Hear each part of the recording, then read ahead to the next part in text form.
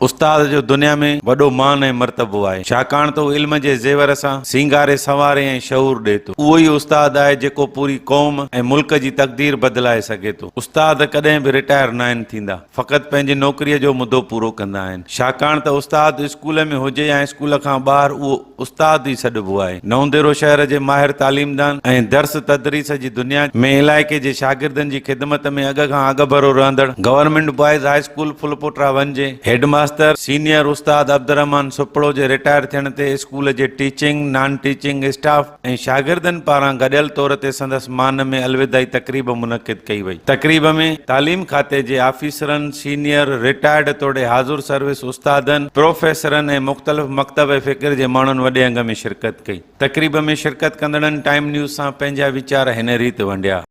साईं अब्दुर्रहमान बहितरीन इंसान ऐं बहितरीन उस्ताद, त मां कंहिं क़िस्म जी कोताही ड्यूटीअ जे मामले में बर्दाश्त न कंदो हो, पर जेकॾहिं तव्हां कंहिं बि ड्यूटीअ जे मामले में कोताही कयो था त असां इहो फ़र्ज़ु हूंदो त तव्हांखे चवंदासीं त इहा कोताही न कयो। अब्दुर्रहमान सुपड़े जूं ख़िदमतूं विसारण जहिड़ियूं न आहिनि, जेको तालीम जे मैदान में हिन तमामु घणी कोशिशूं कयूं आहिनि।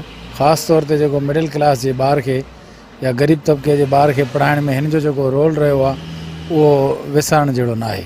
ऐं जेको आहे बग़ैर कंहिं जेको आहे वधाउ जे हीउ जस लाहिणो आहे, ऐं जेका इज़त हिन खे अॼु ॾिनी वई, आना ॾिनो वियो आहे, हुनजो हक़दारु। साईं तमामु हिकिड़ो ॾाहो ऐं वॾो मुड़ुसु माण्हू ऐं सुठो किरदारु अदा करण वारो, दोस्तनि जो दोस्त, यारनि जो यार रहियो ऐं हर ग़रीब मिसकिन जी ख़िदमत करण वारो। अब्दुर्रहमान सुपड़ो निहायत ई हिकिड़ो मोतबर शख़्सियत आहे।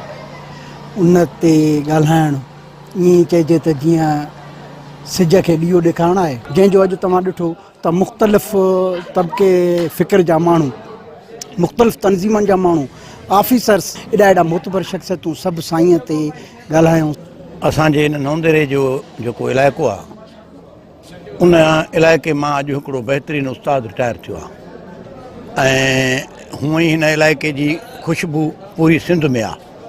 सच इहो आहे त हिकिड़ो पढ़ाईंदड़ ऐं मोतबर ऐं समझदार उस्ताद रिटायर थियो आहे, जेके कौल फ़ैल अमल ऐं किरदार में घटि में घटि न तॾहिं बि 95% त सही हुजनि न, त समाज तॾहिं तब्दील थींदो, नई दुनिया तॾहिं अॾे सघंदा। भलो उस्ताद, भलो एडमिनिस्ट्रेटर, क़ौम जो दर्द रखंदड़, गुलनि वांगुरु बहकंदड़, ख़ुशबू फैलाईंदड़, इहो इन सभई इहे इन जूं साईं जूं क्वालिटीज़ त ज़ीरो खां हीरो करे छॾे। साईं अब्दुर्रहमान खे जस हुजे।